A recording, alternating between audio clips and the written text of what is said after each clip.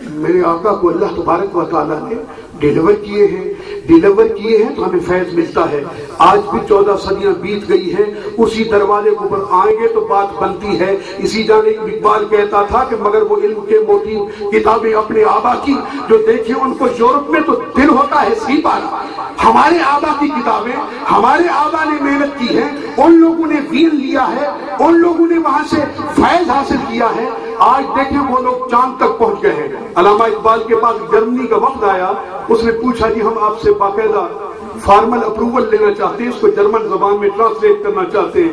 آپ کی آنکھوں میں آنسو آ گئے, وہ رو پڑے. انہوں نے کہا آپ کو خوش ہونا چاہیے کہ آپ کی فکر کو, آپ کی شاعری کو ہم دوسری زبانوں میں وہاں کے لوگوں کو فیض دینا چاہ رہے ہیں. انہوں نے کہا مجھے اس بات پر خوشی ہے, رویا اس لیے ہوں کہ جس کام کے لیے میں نے لکھا ہے ابھی تک وہ بیدار نہیں ہوئی, وہ میری فکر سے آشنا نہیں ہے.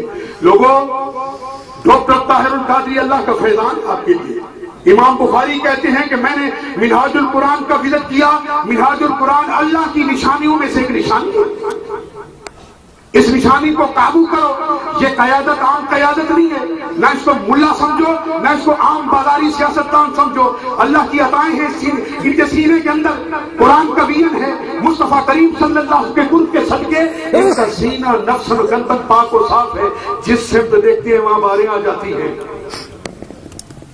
آج کہا جا رہا تھا کہ 631 سکول UN کے پلیٹ فارم پر تحقیق ہوئی 3 سال پہلے کہ کسی نان گورنمنٹل آرگنائزیشن کا سب سے بڑا جو ایجوکیشنل سیٹ اپ ہے وہ کہاں ہے.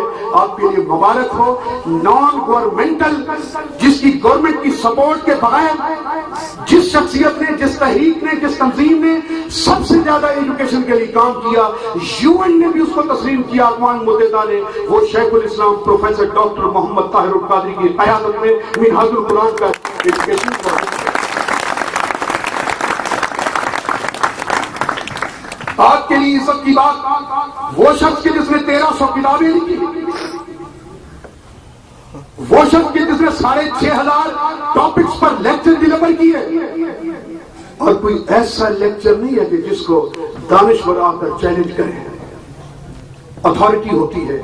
میں رات منہاج الصبی پڑھ رہا تھا, اس میں ایک چھوٹی سی حدیث پاک تھی, اس کے ایک صفحے پر پورے حوالہ جات تھے, فلاں کتاب, فلاں کتاب, فلاں کتاب, فلاں کتاب, فلاں کتاب. یہاں تو شاعریاں ہوتی ہیں مولویوں کی.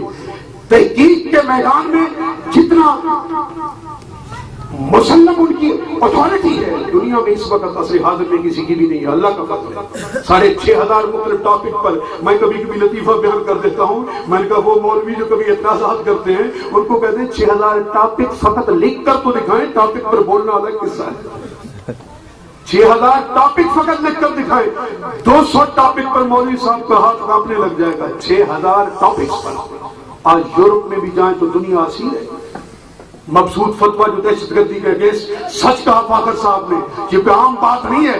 اپنی موت کو سامنے رکھ کر اتنی جرأت کیا ملاؤں کو پتا نہیں ہے جو ڈینائی کرتے ہیں کہ جو خود کچھ حملے ہیں حرام ہیں, ان کو پتا نہیں ہے.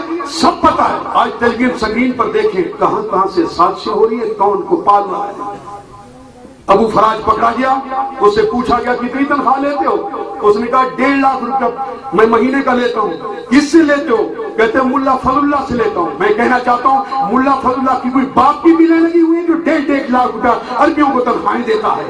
انڈیا سے پیسے لیتے ہو, رشیا سے پیسے لیتے ہو, امریکہ سے پیسے لیتے ہو, پھر یہاں جبہ و دستار سجا کر قوم کو دھوکہ دیتے ہو. ہم اسلام کی ترویج جو پیسے دیتے ہیں وہ اسلام کی ترویج کے لیے نہیں دیتے, اسلام کی تصحیح کے لیے دیتے ہیں. بکتے ہو.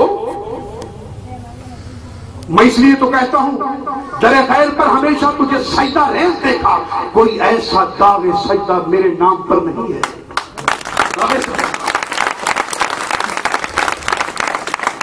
آج آپ کے لیے ایک اعزاز کی بات, گزشتہ کئی صدیوں تک کا مطالعہ کر لیں. جامعہ الازہر مصر میں 2 کتابیں شیخ الاسلام کی 5 لاکھ اسٹوڈنٹ کے لیے نصاب میں شامل کر دی گئی ہیں.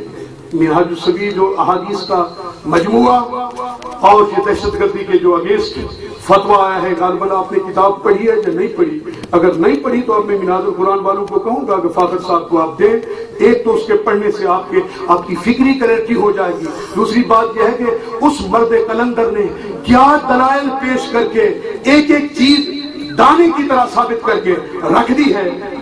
مصر کی وہ جو علمی اتھارٹی جو دنیا اسلام میں سب سے بڑی یونیورسٹی ہے، آج اس فتویٰ کو اس یونیورسٹی کا حصہ، نصاب کا حصہ بنا دیا گیا ہے. 700 صفحات.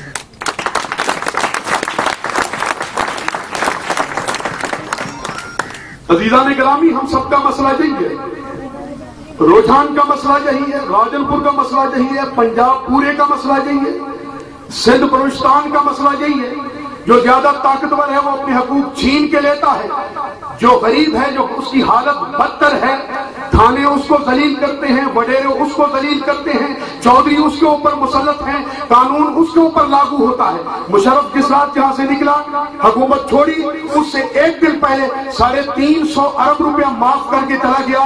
جہاں کسی نے اگر زرعی ڈیولپمنٹ کے لیے 1 لاکھ قرضہ لیا ہے تو پولیس اس کے پیچھے ہے. ملک ڈوب رہا ہے. ظالمہ، ملک 1 لاکھ سے ڈوب رہا ہے یا 350 ارب جو تمہارا باپ وہاں سے معاف کر کے گیا تھا، جیسے اس کی قومی دولت تھی، قوم کی دولت تھی، وہ دولت تو ان غریبوں پر خرچ ہونا چاہیے تھی. ذرا تصور کر لیں، فاصل صاحب کے 4,500 ارب روپیہ جو کرپشن میں گیا ہے، ان کی ریکارڈ بات ہے.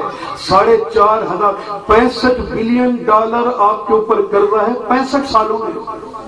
4,500 ارب 4 سالوں میں جو کم از کم $50 بلین بنتا ہے، وہ کھا گئے ہیں چند سو بندے. اگر یہ 4.5 بلین 50 بلین ڈالر قوم پر خرچ ہوتا، میں وثوق سے کہتا ہوں ہر تحصیل میں یونیورسٹی قائم ہوتی، ہر ضلع میں میڈیکل اور انجینئرنگ کالجز قائم ہوتے، تمام تر پاکستان کی سڑکیں موٹر وے بن چکی ہوتی، ہر جگہ پر 500 بستر کی ہاسپٹل آپ کی ہر تحصیل میں ہو جاتی، اور تمام تر بچے فری ایجوکیشن حاصل کرتے. جو آج میڈیکل کے لیے پرائیویٹ میں اگر داخلہ بھی لے تو ان کو 30 لاکھ روپے سجانے پڑیں گے، پھر وہ بچہ ڈاکٹر بنتا ہے. پھر کہتے ہیں کہ ہم ایشین ٹائیگر بنائیں گے. خاک بنائیں گے ایشین ٹائیگر.